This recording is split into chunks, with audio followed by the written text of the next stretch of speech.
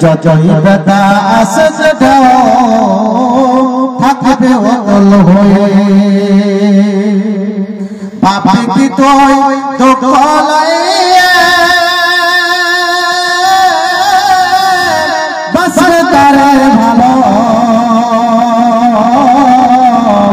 রাতের আধার রবে না ফুটবে ভোরের আলো কাঁদেছে না রে কাঁদবি না যতই আসে ব্যথার মাঝে খুঁজিস যদি পাবে রে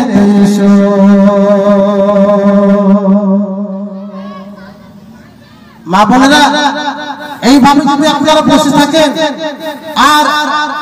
এই যতগুলো কথা বললাম আর কথার পরে যদি একটা জিনিস না আসে তবে এই কোরআন হাদিসকে অপমান করা হচ্ছে।